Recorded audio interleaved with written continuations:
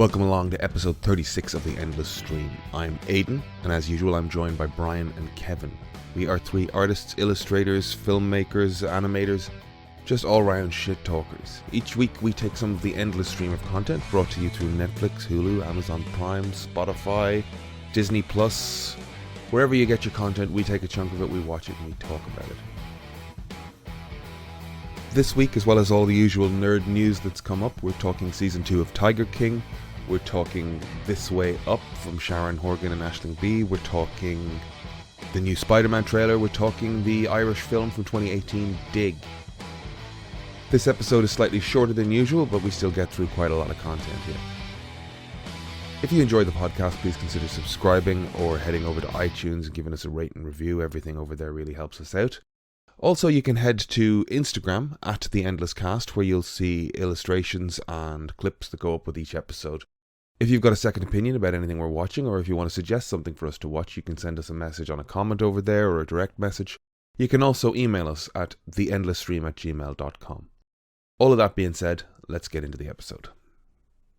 So they released Season 2 of The Tiger King. I watched Season 1.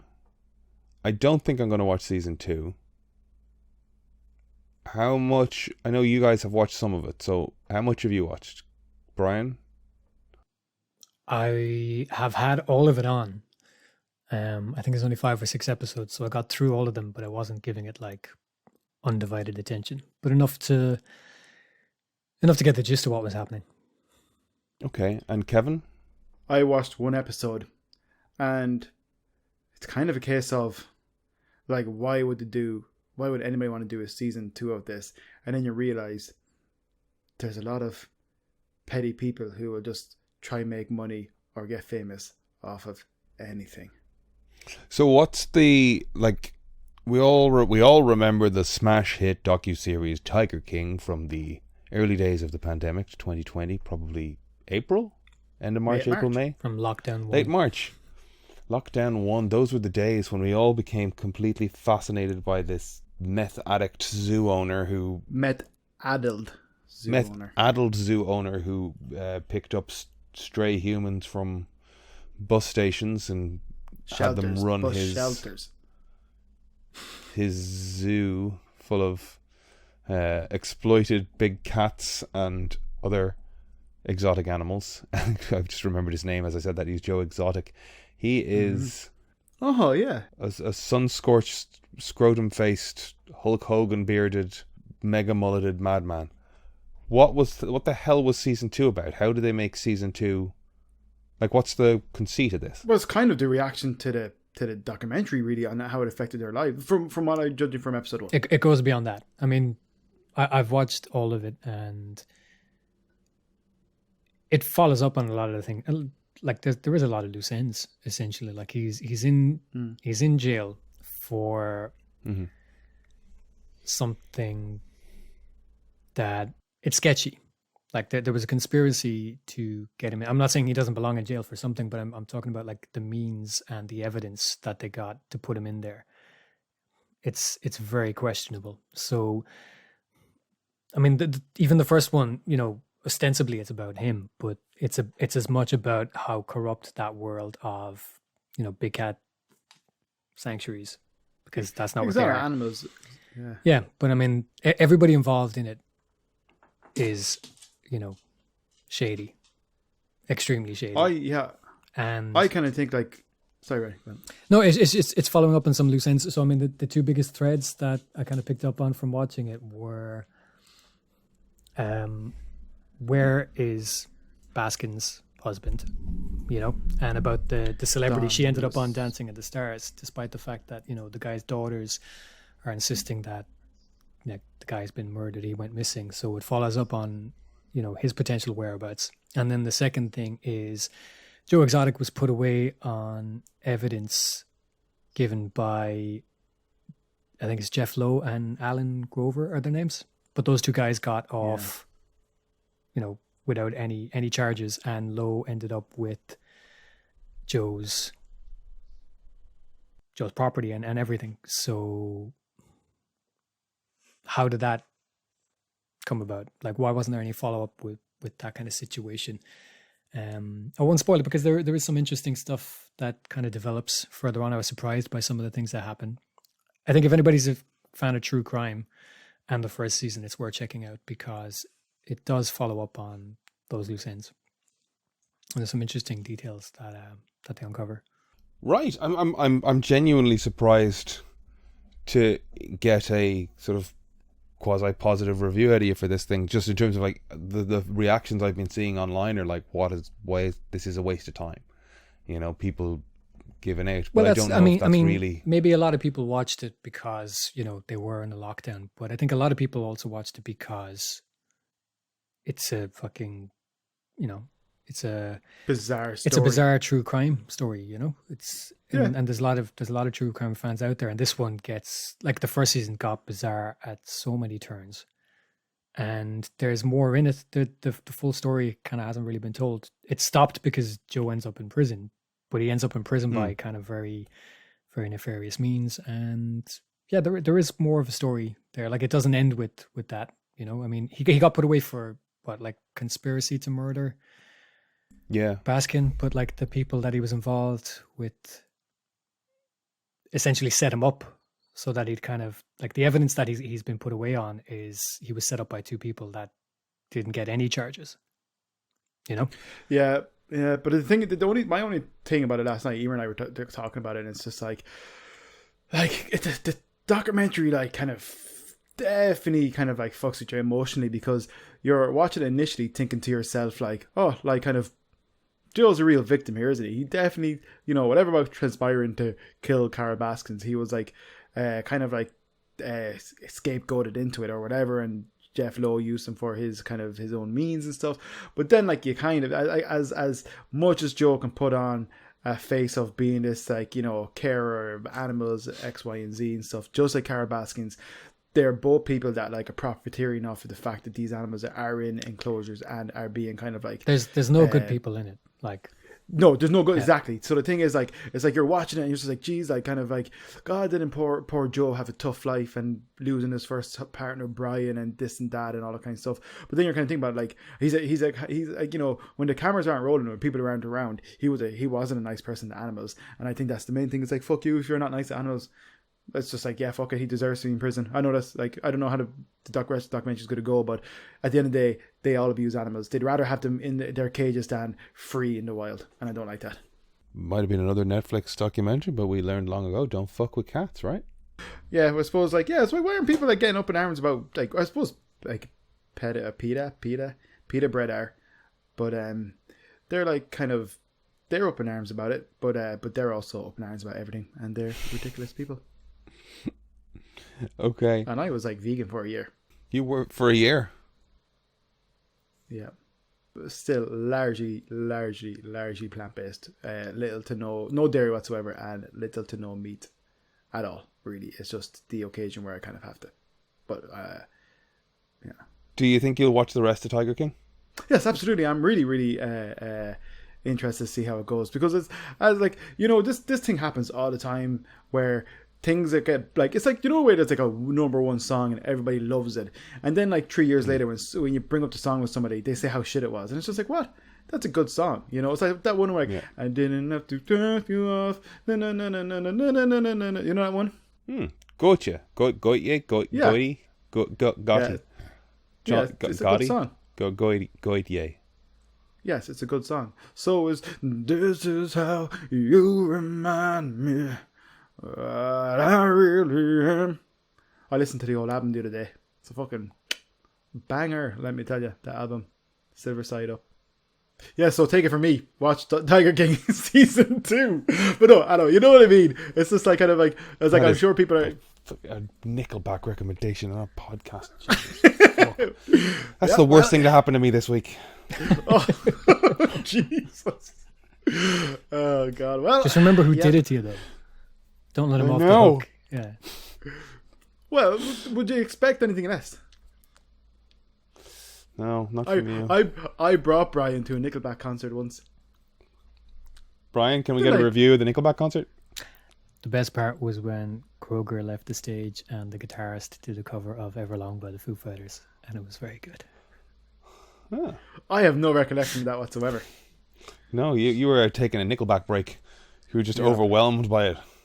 Yeah, they played Rockstar, and I was just enamored by. Yeah, you just needed to catch your breath. You were too busy swooning. Yes, yeah. I don't hate Nickelback as much as it's funny to hate Nickelback. I love Hero. And how can that be? Look what love gave us, a world full of killing and blood spilling. This world, Spider-Man 1. A perfect segue. Thank you very much. Given that we're mashing up universes, do you think we will hear Chad Kroeger and Josie? What was his name? No. Sylvia or something? Will we hear? Will we Josie hear, Scott, wasn't it? Josie Scott, that's it. Will we hear the Chad Kroeger, just like as Tobey Maguire swings into frame, heroes, just like fucking theme tuned in? I hope not. Are you telling me you didn't like that? You telling me you didn't like that song at the time? No, I'm not. That's why I'm saying, like, as much as people find it, like, it's very, very fashionable to shit on Nickelback. Look, they're not my favourite band in the world, but I loved Spider-Man and everything associated with Spider-Man at that time, and that definitely bled into a couple of Nickelback hits. So, you know, I'm not buying the albums, I'm not going to the gigs, but, like, the songs are nice. It almost ruined fair the enough, festival. middle of the road. Did it? Mm-hmm. Whatever. Well, anyways, yeah. All I'm saying is, watch the Tiger King and Spider-Man. Fair enough. We have the perfect segue there. The trailer, or the second trailer for Spider-Man No Way Home, came out Tuesday night. Was it Wednesday morning, Tuesday night? Technically Wednesday morning. Wednesday morning, okay. 1:30 on Wednesday morning. What a shitty day. What did you think of the trailer,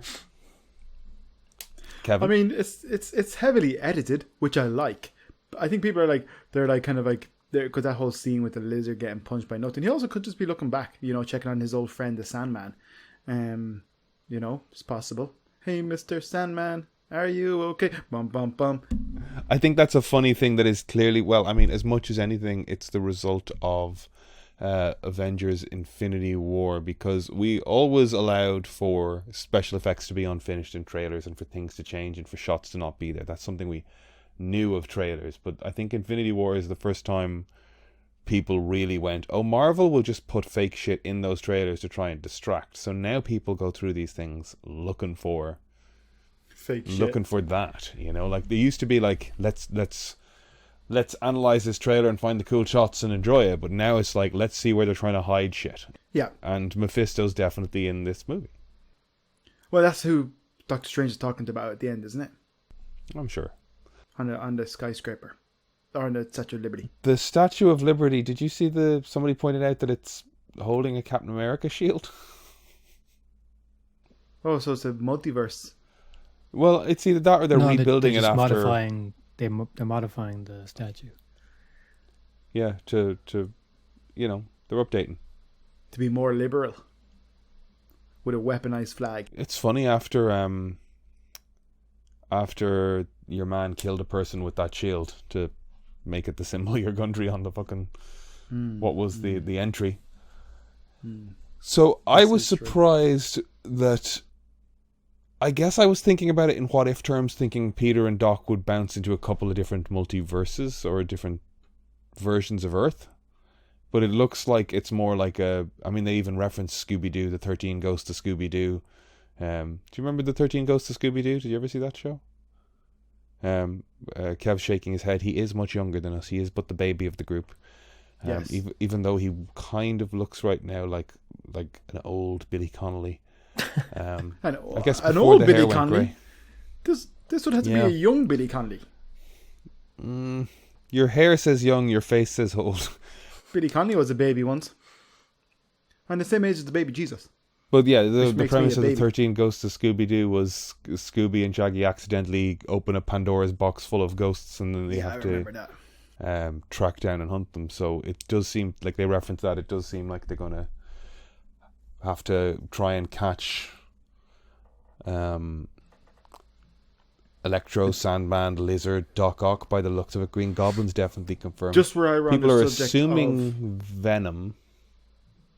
Yeah. But he's not been in the trailer yet, though the post-credit on Venom kind of opens the door for him to show up at some point in the film and cause problems for Tom Holland, and probably, I would imagine, get That's the who's right end of the punching stick and help.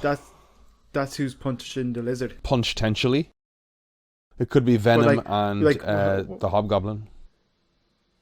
But I would just say it's probably more likely Venom than a Spider-Man, because what Spider-Man has ever kind of just straight up jumped in and punched the lizard? Have they?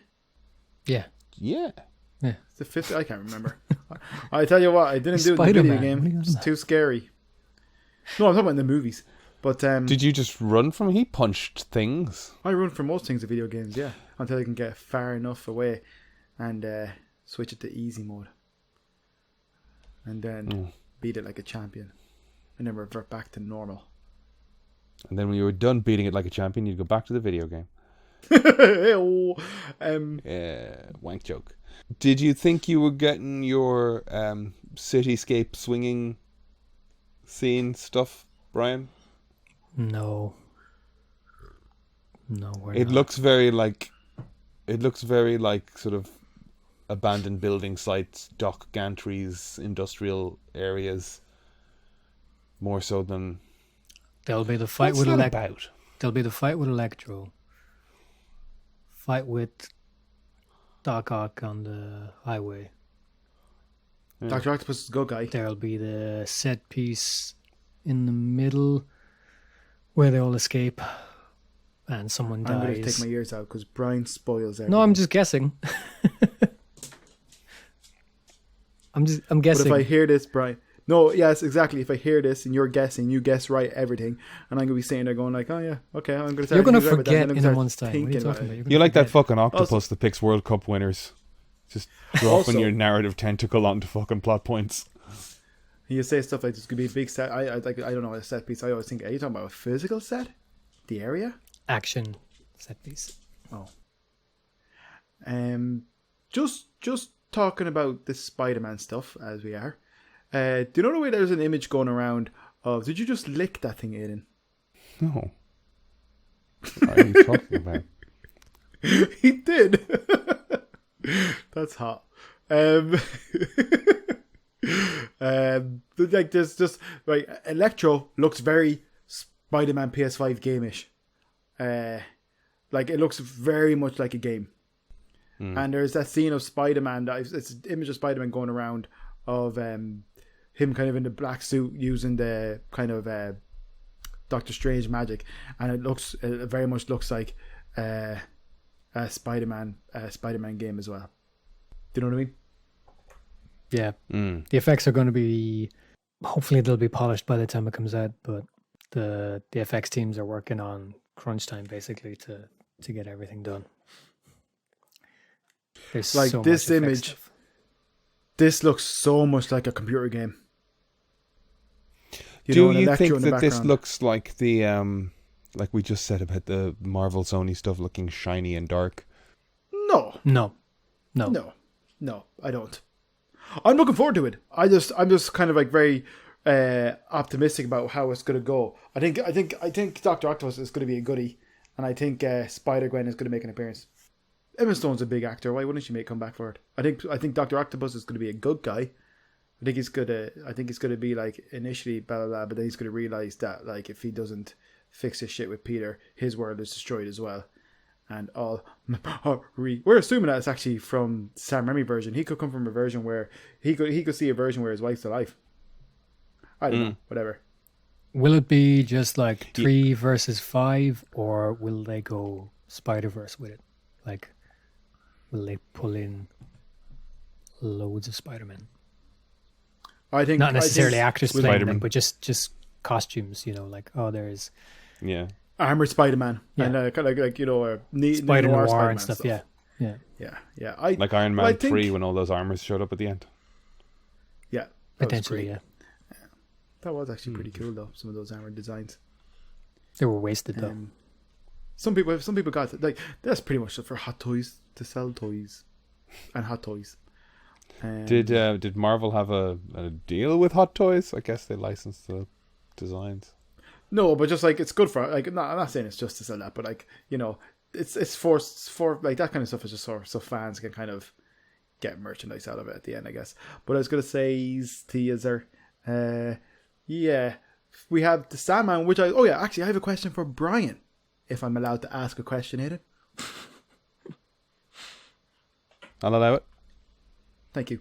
Brian, did the toy that Benedict Cumberbatch show on Jimmy Fallon? No, it was Kimmel that showed the toy, not Cumberbatch. That was the weird thing. Oh, What was the toy? No. Is it has that wasn't my question? Excuse me. Apologies. You said I could ask a question. Apologies. But you asked a question. No, I didn't get to finish asking my question. Okay, sorry. It was a multifaceted thing. I didn't even get to finish asking my question, actually. Excuse me. No, I you're said fair. it wrong. To be fair, yeah. The toy that was shown on the show, did that feature in the trailer? No. Really? Mm-hmm. Is it Spider-Gwen? No. What was it? I've lost so much money, guys. So Kimmel pulled out a toy of Cumberbatch as Strange, and then he pulled up another toy and he put it on the desk. And I was looking at it, I was like, why did he pull that one up? And the logo says Spider-Man No Way Home, and it's a toy of Craven, who they have cast. Oh. But Actually, you know what? I did see an image of a bunch of people. Why would they not? Sorry. Why would we not know more about that? Like that doesn't. yeah, Why would I have only heard? I don't think he's going to. I mean, he might yet be in it, but I don't think he will because Post credits. maybe I don't know. It's just that, of all the stuff that's kind of leaked, that was the only hint that Craven might be in this was the toy that Kimmel had. So, yeah, who knows? Now, I just did a quick Google, and there seems to be a skit they did where Kimmel is dressed as Craven. So, is there any chance he was setting himself up as like, I could be this? Like it was a bit? I don't think so. Okay. I'm not sure. I could see them going, like, when you think about it, it's still pretty small for Garfield and Maguire to come back, right? That it's still relatively small, and they've not confirmed anything, but like that shot, even if there's only 2 Spider-Men like edited out of it, that shot is still smaller than what we saw in Civil War at the airport scene, right? So I'm not saying there's more edited out of that. I'm just saying, what if the set piece gets bigger? Because Strange says, I can't, they're coming, I can't hold them back. Like, what if... Yeah, it does feel that way. Yeah. So that's Kimmel as Craven. Okay. Was that from that episode, do you know? Or... I think they did a parody trailer. I think maybe there's a chance that they were just fucking around. Okay, maybe. Yeah. Because I feel like I'd have heard about that anywhere else, Yeah, I think I feel like that would have been like picked up, Yeah. But I do get you, Ryan. Yeah, it's a good, but that actually brings me to my next point. If Your Honor will allow me, Sandman, Electro, the Lizard, Dr. Octopus, Green Goblin, Venom, Craven. Venom, more likely. I would say. Picking the 6th. Yeah. You see, I don't think they're going to see Venom. Though Mysterio was one of the 6. Yeah. In the comics at one point, though don't forget Paul Giamatti. He could make a wee appearance as Rhino. He doesn't have to do anything as CGI like. That was a terrible Rhino. Mm-hmm. That was a cool Rhino. No, it sucked. It did suck. Not as putty. It doesn't suck as putty bad as the original. Anytime Rhino. Brian corrects Kev just says, "Yeah, you're right." Yeah, I'm terrified to make him unhappy. His unhappiness displeases me. The some of the posters we've seen are not strong, are they? Why are people shitting on posters? I never really pay attention to posters. I'm not 16 anymore. I'm not going to put them above my. I only really give next to my Hanson poster. I only care about the posters when they make a big deal about, like, hey, it's the poster. Here's the poster reveal. Here's the poster. And it's like it's a fucking 5-minute Photoshop job. why are you making a big deal out of this? You know. Here's a Yeah, bunch of heads. I've seen some good memes on it. So Craven, Venom, Rhinos, and No. But I wasn't expecting Sandman. Were you expecting Sandman? They confirmed Is he in Sandman and Lizard like Yeah. months ago. They actually confirmed those. Yeah. My So- power so- to avoid spoilers is great. So is it Ricci fans and Thomas Hayden Church? Yes, it is Thomas Hayden Church. Anyways, I don't know if it's the Reese man. I think it is. Yeah. 'Cause- They'll probably That's just good. be Why doing not, though? voice work, I'd say. Yeah, he kind of he made a show of himself when they were promoting that first movie. He did a couple of things very cantankerously and was drunk at one or two events. I think he didn't make a good impression. Well, that's unfortunate if he's dealing with alcoholism and stuff. It's awful. I would have liked didn't them say that. to update Lizard's design. If they can update Electro, I would have liked them to update Lizard's because Yeah. Do you think Electro remains this autistic character? No, I don't think so. That's a completely different Electro, though. Yeah. Yeah, he's not blue. Yeah, it's different. Yeah. Yeah. So I don't know. I think it might just be a multiverse type of thing. Yeah. Because there's nothing saying that these are technically from.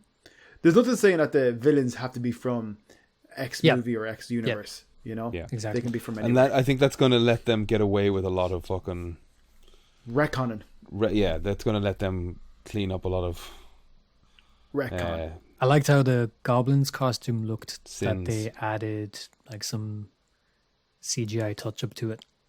You know, it looks metallic and armory now as opposed to just looking like vinyl. I didn't notice that. I always liked the costume. To be fair, I liked it, but I never liked it. I liked I had a very it. stiff toy of it. I liked it to the extent that I didn't hate it as much as a lot of other people did. But they've obviously, like I said, they made it. They've touched it up now so that the material looks more. The helmet like does look armor. better, to be Yeah, the fair. helmet looks like it looks like it's made out of armor and metal as opposed to just rubber and vinyl. I remember somebody giving out that it kind of if it's for say military purposes, why would you put a goblin face on it? Blah blah. It's just have you seen Marines or that kind of stuff? Those guys wear balaclavas with skulls on it. They wear face masks that have tusks or whatever. People like that shit Yeah. in I just the assumed military. it was Osborne's thing anyway because he had that mask collection. So Yeah. I always stand by the notion that it could have been this armored suit as much as you fucking want, but just grab a purple tarp from the warehouse and fuck it over yourself to try and because he was coming in and out of that persona. So I thought there would have been a cool moment where he wakes up in a Hulk style kind of aftermath and looks at himself and has to get home, so he just covers himself, and you get that bit of that purple poncho thing to just add a sort of raggedy goblin-y thing to it, just close it up a little bit. I think it would be more visually interesting. So we have that other kind of Green Goblin flying around with no mask, right? that's Defoe, I think. That's Defoe. Yeah. But I My was just guess gonna say- is because we know he's at that scene on the highway, right? Mm-hmm. So it's Okay. it's Doc Ock and Goblin there, and they both attack, and it looks like the tentacles are reacting with the suit, right? Yeah. So either the suit kind of disables the tentacles, because I don't think it's that Doc Ock is intentionally absorbing the nanos. I think maybe the suit is doing something to it. But I think There was a thing, if I remember, I'm trying to remember Spider-Man 2, but there was a bit of an idea that part of what was wrong was the fucking control chip of those arms was fucking with his there was brain. no inhibitor. Because it in got that. fried. Yeah. There was no inhibitor. Yeah. So maybe the Iron Spider improves upon the build and it sort of calms him. And that's Calms how he him, I gets think, the yeah. on our side thing. Yeah, I think so. Yeah, Well, as I I think that's he's a what's good guy in happening there. this. And Yeah. either then he's Cool. he's either able to fight off Green Goblin, or Strange shows up and saves the day. And then because I think I share that scene that there was two images. There's one of a stunt person in Do the you suit. think he'd manage to beat off the Green Goblin on his own, or do you think he'd need the help of Doctor Strange to beat off the Goblin? I think Strange probably shows up and beats him off. Yeah, that's my guess. Okay. I don't know Because if I want to see it that. would be hard. It would be hard enough for Doctor Strange and Peter Parker to beat off Dr. Octopus with all of his arms and the Green Goblin at the same time. Exactly. Yeah. Be a very crowded scene. But yeah, we've seen that image. There's the concept art image, and there's the one of the stunt person, and the suit has like some damage and stuff on it. So I think he flees. I think he plays a bigger part as well than the trailer is letting on. Doc Ock or Defoe? Yeah, Defoe. Oh yeah, of course, man. Sure, like he's like I would like I love Dr. Octopus. Don't get me wrong, but like you can't kind of have the Goblin in a Spider-Man movie and play second fiddle to somebody, you know. But I was just gonna say, like, the Goblin without the mask. Like, do you think there's a possibility that that's the awful Goblin from the Andrew Garfield universe? No, not a chance. Not a shadow. And it's not the Hobgoblin. I don't think so. No, I want to see the Hobgoblin like a big departure from the Green Goblin. Yeah. I want to see the orange. I want to see the blue. I want to see the cloak. I want to see the hood. I remember like being very confused about who the Hobgoblin and Green Goblin were when I was really young, you know. It took me a while to get I was very familiar with the. I think for some reason it's like I had a toy or something to do with Hobgoblin first, but became more familiar with the Green Goblin, and then I didn't know who the Hobgoblin was. But anyways, I want to see a cool Hobgoblin. If Ned is going to be the Hobgoblin, I want to see a cool version of it. Yeah, like this trailer like is interesting, but like it's heavily edited. Like so, in terms of like, you know, things being taken out of it, things probably being put in. So who knows? Doctor Strange is too powerful, so they'll have to knock him out of the running pretty early on, I'd imagine, because like he could take out any of them. He's busy really at the end trying to keep everything from collapsing. He's there at the scene. Yeah.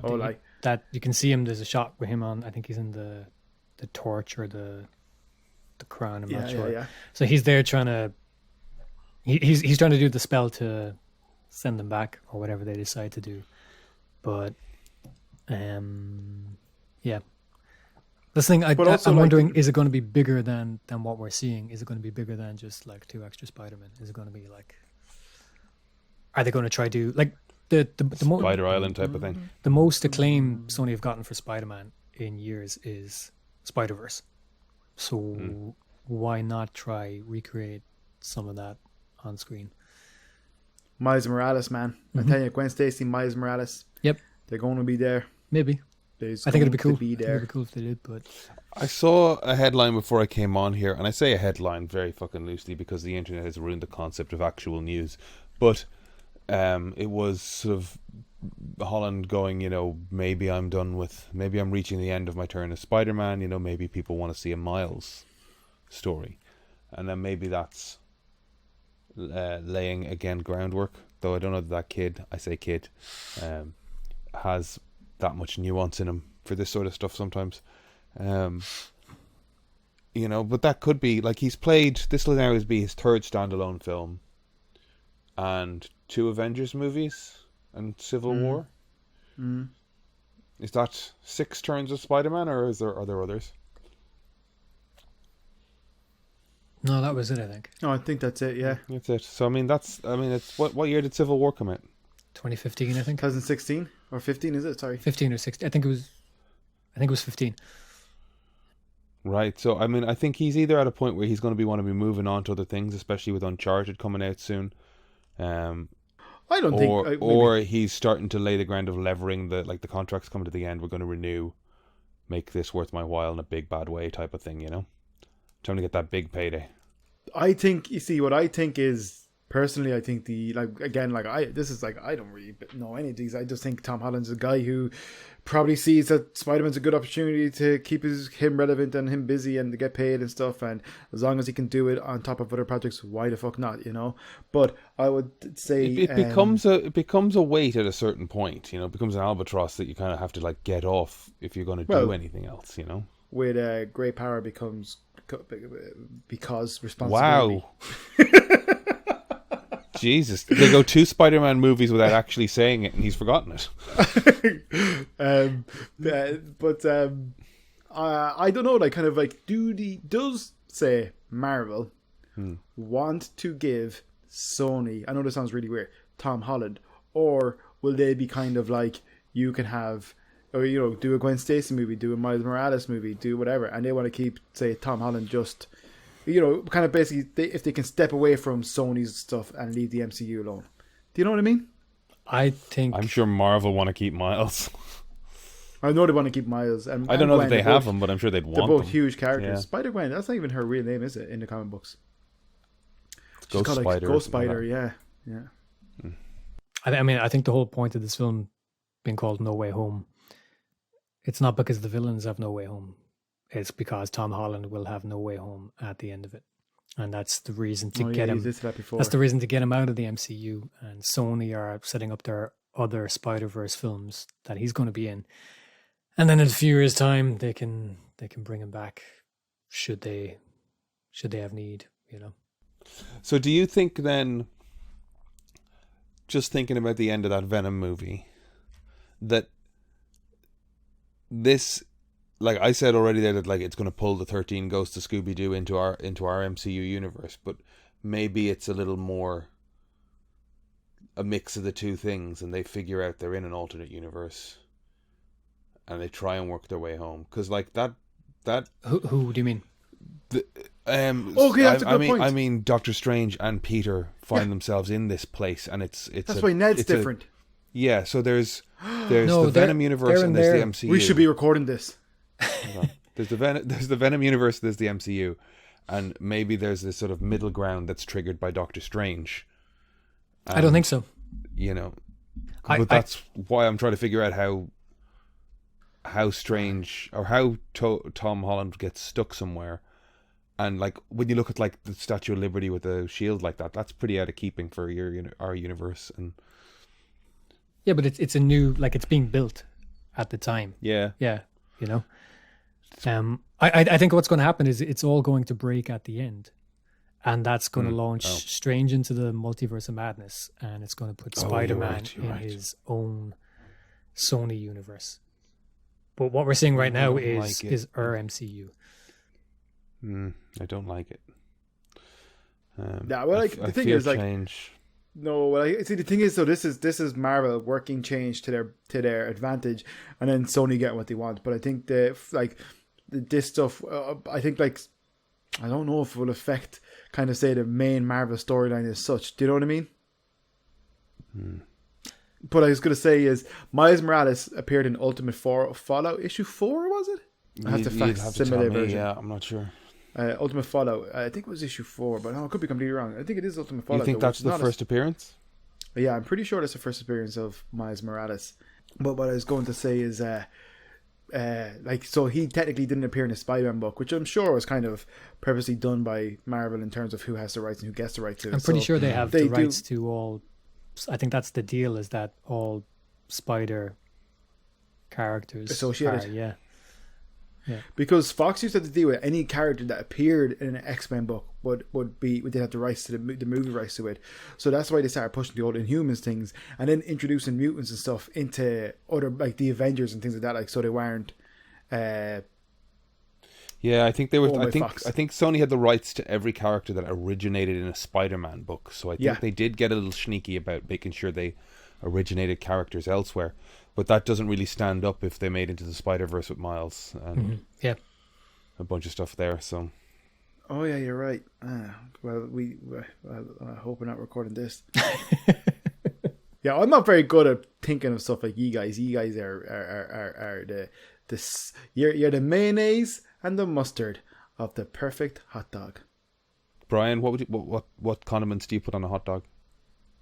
Hot dogs are garbage food. I don't eat them. Who the fuck do you think you are? What kind of condiments do you put on a sort of German bratwurst sausage that you put on a nice sort of artisanal bread? Don't really like sausage. Okay. So you're all for seeing a couple of guys beat each other off earlier. What are you talking about? Huh? What are you talking about? Mayonnaise on a hot dog is good if you haven't tried it. Mayonnaise and cheese. I'm just talking about hot dogs innocently here. It's one of my favourite foods. Used to be. The vegan hot dogs are pretty good, actually. There's a butcher's in Dunleary that during the pandemic type of thing, kind of hopped on the serving food bandwagon, and they just set up a sort of barbecue stall outside the place in the main street. Brilliant, I love it. And they still do it. And I keep walking past in the morning or in the evening, smelling delicious, delicious hot dog How do you have this? or burgers. How do you have to sell and it for I don't. strange? It's really hard. How do you do I that? keep walking past it going, I really want one of those. And See, I've held off. My whole attitude about stuff like that is like, I like it's nothing fine. more than a hot sausage in my mouth. Yeah, my whole attitude is fine. No one's going to know about it. And I eat it. And then it's like I'm getting fatter. And Emer's like, why are you getting fatter? You know, we're eating healthy. We're being active. We're doing things. And I'm just like, oh, no. As I choke down the last hot dog from the can. Can. Yeah. Can. You can buy cans of hot dogs. Don't pretend to me like you've never bought like a 62-cent can of hot dogs. Why do you both look so shocked? Did you ever go to college before? I used to cut up hot dogs and I put them into a pasta and I'd mix in carbonara sauce. Jesus Christ. Carbonara sauce. Yeah, but that was like pretty cheap and that would feed me. Frankenfood, I think, is And now that I'm have disposable income, I'd eat a hot dog for breakfast. This is like, you know. Can we get back to Spider-Man? You think you're being crafty hiding hot dogs, but you're just getting fatter, you know. Who do we reckon's going to die in this one? Gwen Stacy, Ned. Mary Jane. I'm saying Happy. I don't want. I saw someone suggest that. No. That would be sad. I'd almost put money on it. I've seen a few suggestions of that, but I don't want it. Also, right. So in all these universes, right, Aye. Spider-Man looks different. Yes, Tobey Maguire. we've Andrew established Garfield, that with Loki. and Yeah. Tom Holland, right? Mm-hmm. That's why Electro looks different Fine. Mm-hmm. because it's from like, you know, other universes. So we shouldn't assume that this Doctor Octopus is a Doctor Octopus from Sam Raimi movies at all. No, that guy's dead. That's a spoiler. I think you should have said that before you said that. He died at the end of Spider-Man 2. That's a spoiler, man. This guy's got cool glasses, He's got different. He looks younger got as well, different doesn't he? clothes. And he's younger. despite being 20 odd years older. He's definitely slimmer. So these aren't actually the characters from... No, the Spider-Man might be from those universes. But they can do whatever they want with these characters, really. That they can. Mm-hmm. Yeah.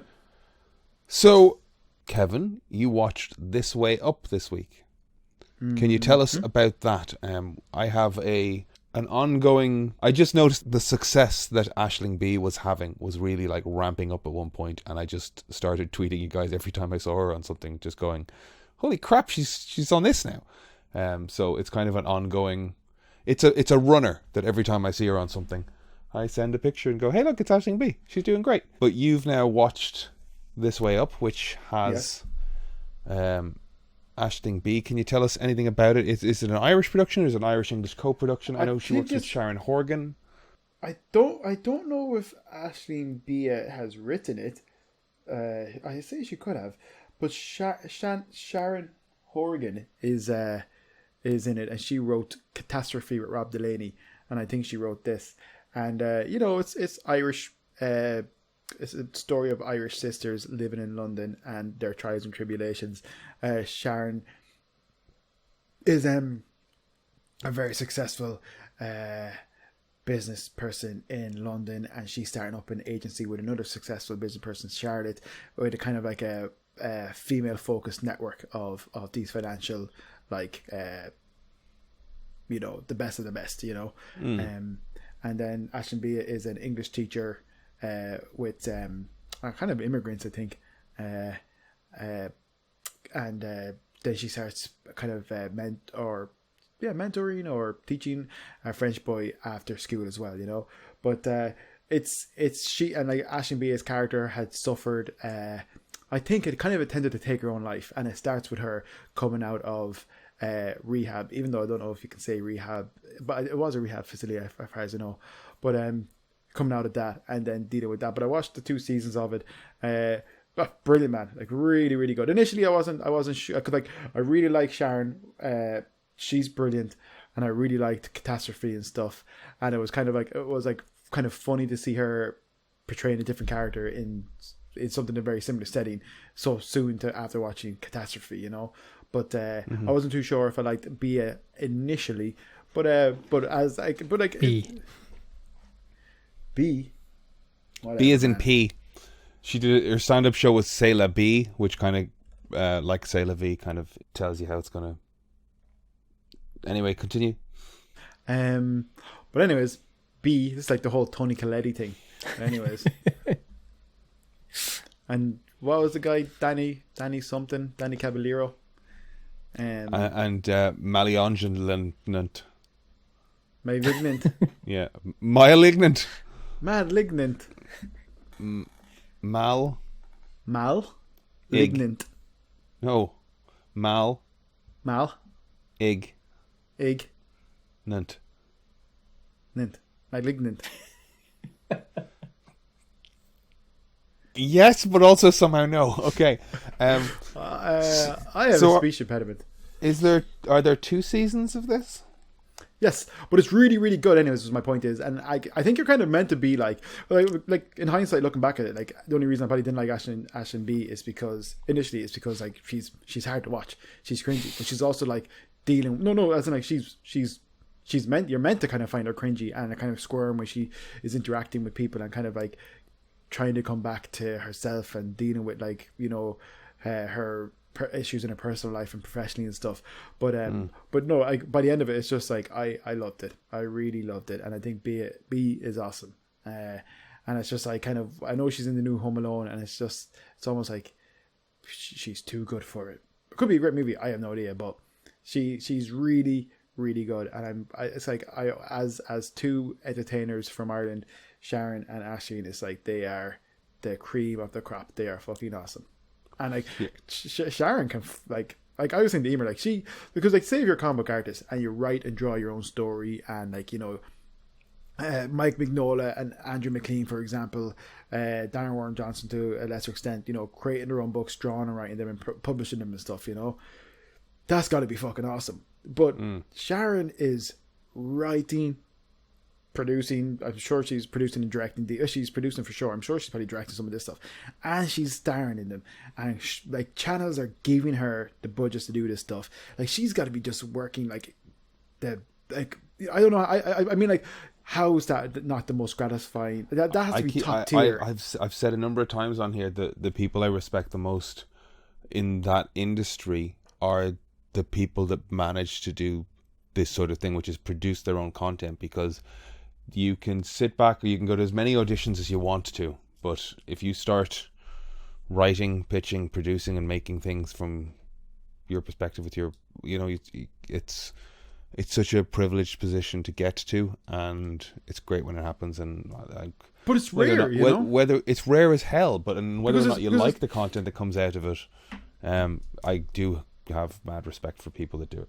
But that's what I was going to say. Like, there's loads of stuff that's like written, directed, and acted by, and they're normally fucking really cringy. I remember like being in my late teens, early 20s and stuff, and my older brother was showing me a film and we were watching it. And it's just like just this old dude, like kind of trying to be an action hero, getting with like young hot ladies, you know. And it's just like, it was so awful. But it was just like the only way anybody would ever think this is a good idea is if you wrote, directed, and starred in it yourself, you know. And we were commenting on that, and there was a few movies we saw that were like that at the time, you know.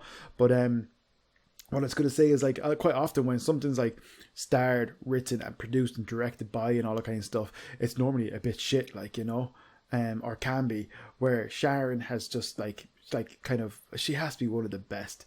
Definitely, I don't know stateside as such, but like our side of the old globe, like I don't know who's doing it better than that.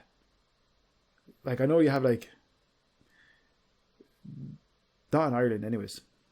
Aisling B was also in Living with Yourself with Paul Rudd. Yeah, if you remember I've that. Not seen so it. like she's had you know, in going from whatever, acting school and stand-up comedy and panel shows to British sitcom acting movies and that sort of thing, into these sort of self-created shows or co-produced shows that they're working on, into Living With Yourself with Paul Rudd, which has to have spun to some degree onto this Home Alone movie with like Ellie Kemper and Pete Holmes. And like, look, I don't think that's the movie.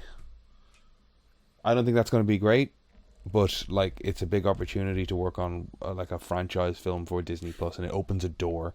Dude, I mean, it gets we've your got to name out there, remember like, before no The one can Rock begrudge was her. making The Rock was making Red Notice, he made The Tooth Fairy, you know. So maybe Aisling B is going to follow the path of The Rock. Was you that know? not Vin Diesel? I feel like The Rock did something similar though, didn't he? Let me check. I'm not touching my computer. What are you touching? My hands. Can you ever not touch yourself? Yes. I just put The Rock into IMDb and it didn't bring up Dwayne Johnson. Do I actually have to search for Dwayne Johnson? I actually have to search for Dwayne Johnson. That's lame. That's lame, right? He's The Rock. But The hard place. I'd imagine though, writing, producing, directing, and starring in your own stuff has also got to be incredibly tough. But Sharon can act like she is phenomenal to watch acting.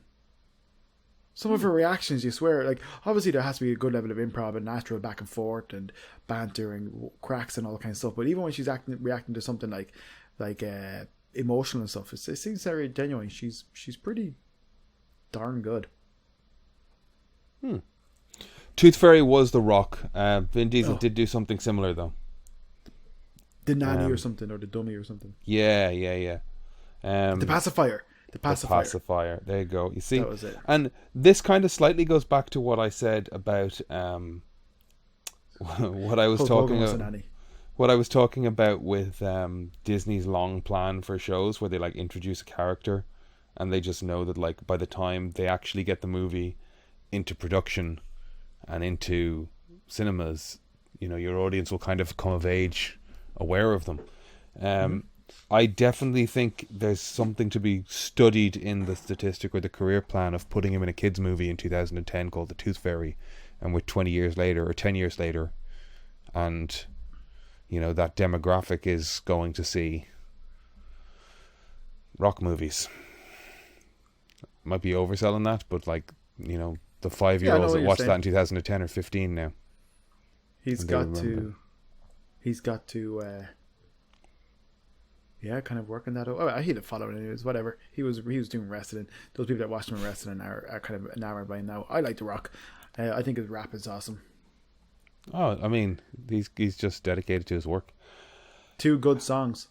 Have we covered This Way Up? Would you watch This Way Up, Brian? Nah. Where did you watch This Way Up, Kevin? Bought the DVD from CEX? No, 4D. 4D. It's on 4D. 4D. Sorry.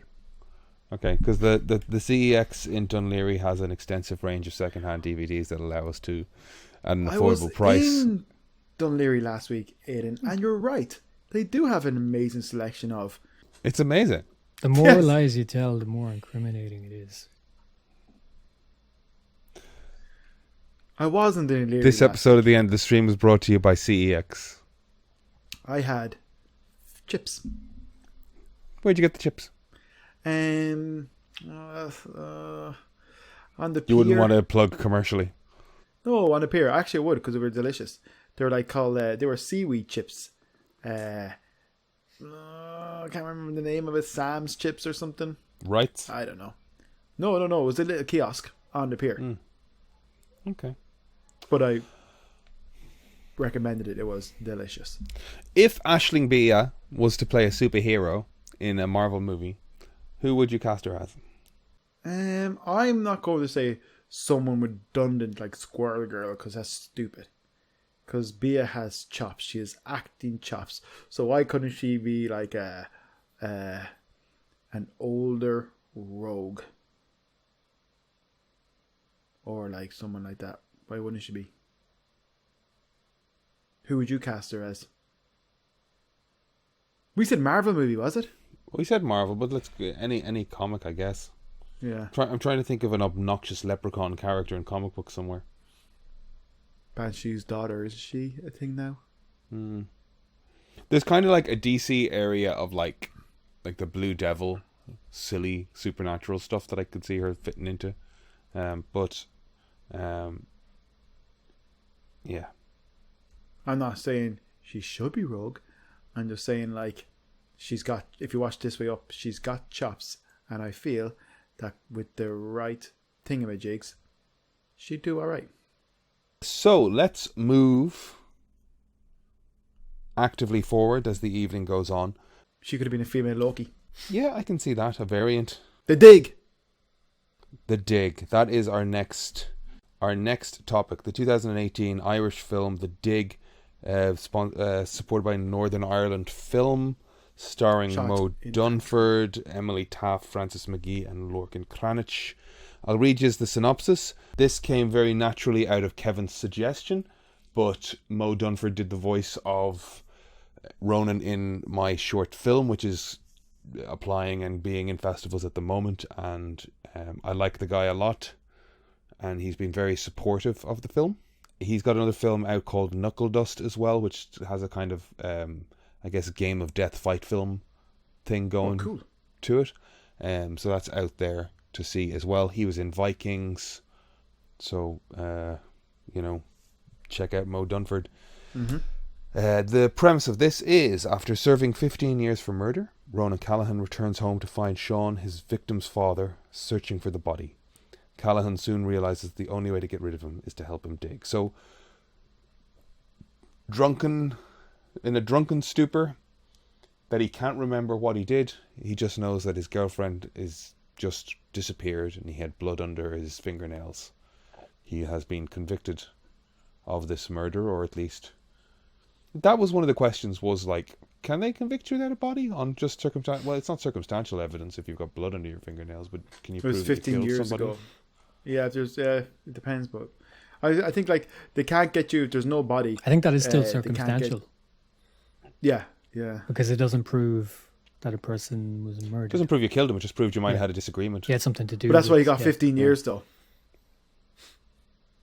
15 years is kind of what constitutes a life sentence in Irish prisons sometimes, though, isn't it? Oh, okay. 15 to 25, somewhere around there. Yeah, okay, fair. Yeah. So, broadly, I enjoyed this film. Mm-hmm. Brian, how did you feel about it? Yeah, really enjoyed it. Really enjoyed it. Kevin? If I agree with Brian. Got to remind myself, always ask Kevin first. No, I loved it. I thought it was brilliant. Even when I watched it, I thought it was great. Sorry, I wasn't finished. I said I enjoyed it when it was finally over because I hated it. Is what I meant to say. I was saying the same thing, Brian. I was saying the same thing. You just interrupted me. Sorry, I didn't go on. What I wanted to say was I enjoyed it when it was over because it was finally finished, so I could start watching it a second time. I know, Brian. I was really anxious that Brian was going to come in and just start shitting on this. Sorry. It's Brian, tell us about the film. Tell us what you liked about the film. To just give us, just a tight 10 minutes on the film. A tight 10. Tight 10 minutes. I like the scope of it. I wish there was more kind of films had an opportunity like that to be made. I'm like it was really well executed. I know these things still cost, upwards of probably a few million anyway, but there's no reason that like the Irish industry can't do more like genre pieces like this. A lot of the time when they make stuff, it's just I always kind of wonder. There's a lot of Irish films I've seen. I just kind of I think, did this get made just because there was a script? Like, how did this get made? Like, where's the broad appeal to a lot of stuff that I see get made? And this is a great dark murder mystery kind of almost, Yeah, like there's so much talent in the Irish industry here, and I'd love to see more of this type of stuff be made. It's very kind of, it's a bit understated. We've talked before about stuff that like ends up on Irish TV, and a lot of it is like, not to get into a whole conversation about that, but a lot of that stuff is, it tries too hard to be something it's not. It tries to imitate, stuff either from the UK or kind of American stuff, and it doesn't work. It doesn't feel authentic, and there's no reason why the film industry here can't make stuff that's got kind of a global appeal, something like a kind of a crime thing like this. But I really liked it for kind of how simple it was. Performance is really great. There was some, just, it took its time without kind of outstaying any kind of moment. But yeah, it didn't feel long. It didn't feel rushed. It's kind of it's like 97 minutes. Again, it is that sort of sweet spot for like, it's film length, but like finding a film that is like, I like picking on the runtime is sort of silly, but like there are 90-minute films that I think are just like, if you can nail that, it's just like, I think I said before, Grosse Pointe Blank to me is like 90-minute perfect film. Groundhog Day is 90-minute perfect film. There's a couple of films, like, I don't know if they run a little fucking one way or the other, but there's not a moment where I'm like, can we cut 20 minutes out of this? And there's a real, and it makes great use of like, the landscape as well, to kind of have those kind of quieter moments settle in. That there's this starkness to the landscapes that is really well suited to the tone and the subject matter. And yeah, I just liked, it's a kind of a simple conceit, but really well executed with, some really good performances. And then a well executed reveal towards the end, I think. That was great, wasn't it? Like, I'm kind of conscious of, it's such a niche, I say niche, but like, it just in terms of, I don't think this got a huge release. I don't think many people have seen this film.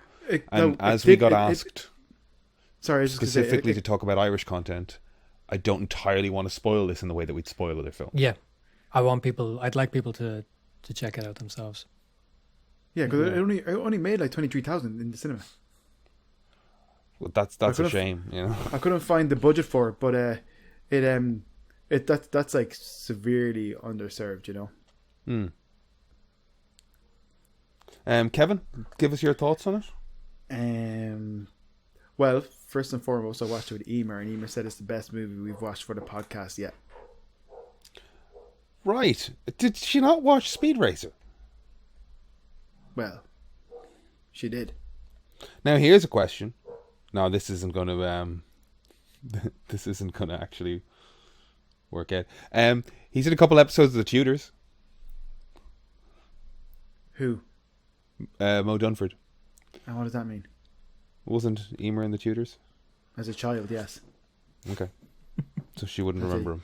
As a young preteen child. She's biased. How old was she? How old is she? How old is Emer, or how old was she? How old is Emer? I don't know if I'm allowed to say that in the podcast. 29. Oh, we'll bleep it out. She's 30 what? She's 29. How old are you? 33. I don't think that's on in 2021. It's not What do you allowed, mean? is it? You're taking advantage of somebody younger than you. Okay.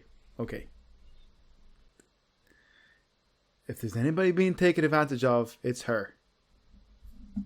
She takes advantage of me. Okay. All right. Well, he Mo is 37, and it looks like he only appeared in 2 episodes, so there's probably not a lot of overlap there. I was just curious, was there any? Because they both in the Irish acting scene at one point. He's in Dublin Murders. They finished it in Texas Chainsaw Massacre. Sorry, go ahead. Your thoughts. Emer said, "Give us your thoughts," and by that I mean, what did Emer say? Emer said that it's the best movie we watched for the podcast yet, and she really enjoyed it. I can't remember the rest of her thoughts. What were your thoughts? My thoughts were similar to Brian's. and Emer's. Your thoughts were contractually in line with Emer's and Brian's. Yes. I loved it. I thought it was great. I have to say, I called it. Straight away. I did. But yeah, like I kind of did also. But... Oh, give me something. No. You did it. You did it without our help. Oh God, Brian was texting me during it. He wasn't really. That's a lie. No, I did. Look, it's great. I loved it. There's very little I can say about it.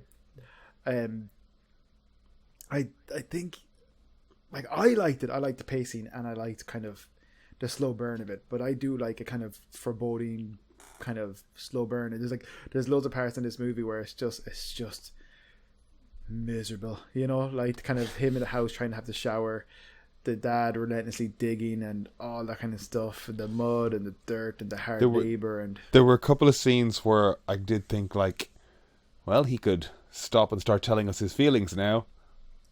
Nope, he's just going to grunt and walk away. I love it. Like, I just kind of liked some of the, like, just play with the silences. We don't need something here, you know? Yeah, it was very restrict, or what's the word? Refined? Restrained. I don't know. Restrained. Yeah. But yeah, no, I really, really liked it. I was going to say something there. Oh yeah, I was kind of saying as well though, kind of like it's a type of thing that would like work as a really well, like kind of, because it was beautifully shot. It was absolutely beautifully shot.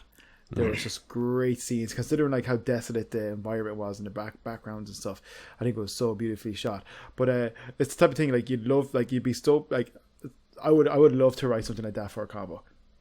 Like, I was raving about it in work today to anybody who would listen to me. Did you notice the English police cars? Yes, I did. Yes, Brian. I did. Yeah, and then that's why it was as well. Yeah. Huh? No, they tried to obscure that stuff a couple of times. Obviously, some of it was shot in somewhere in the UK as well. Antrim. So. Was it Antrim? Was it all Antrim or? Yeah. Okay. Yeah, all Antrim. So what does a Northern Irish police car look like? Does it have PSNI or police on it? What is it? Police has different colours and has the English reds, I guess. Well, the colours are the same, but it's got that check pattern. I think it's got the. Oh, it's a check pattern. Sorry, it's got the blue and yellow check pattern as opposed to whatever way the blue and yellow appears over here. Oh, okay. Yeah, it's just a different looking car. What Brian is saying is that those police cars were mainland Britain police cars. Yeah, right? I think so. Yeah, because they had that sort of grey, shimmery red kind of thing. That was slightly different than, say. But it said police on the car as well. It was a UK and Irish production anyway, as well. Though. Yeah. So, yeah. That wasn't the car in the movie, you know. No. And cars say police on it. They say Garda. Yeah. Yeah. Oh yeah, God, Jesus! Just out of the 90s. So did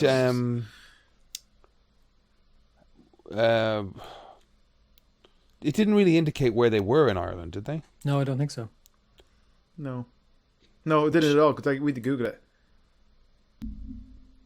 So I think everywhere, any movie that looks nice, I just reckon is shot in Wicklow. But it was shot in Antrim.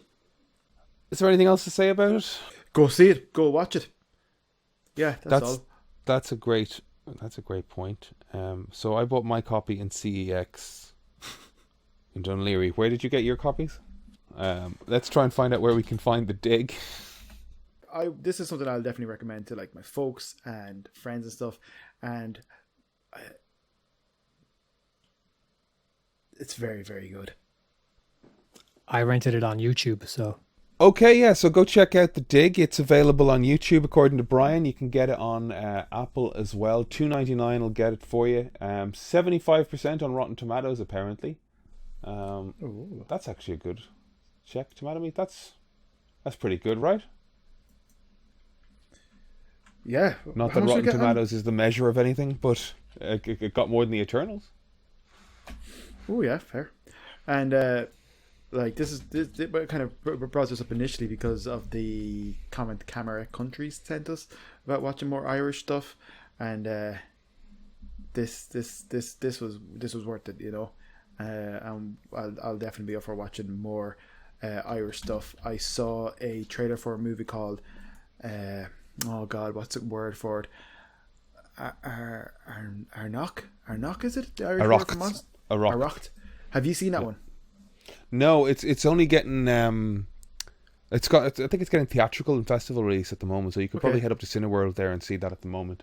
It is a submission for Irish foreign language film, or for foreign language film at the Academy Awards this year. It looks great. Again, it looks like that sort of like beautifully shot, like drones are making incredible landscape cinematography very viable for lower end or lower budget films. The Dig 2018, 88% audience score, 75% tomato meter, certified fresh. Get on your YouTubes, on your Google Plays, on your Apple stores, $2.99. Check it out. It's a nice little film. And if you're of the eating meat persuasion, buy yourself a can of hot dogs.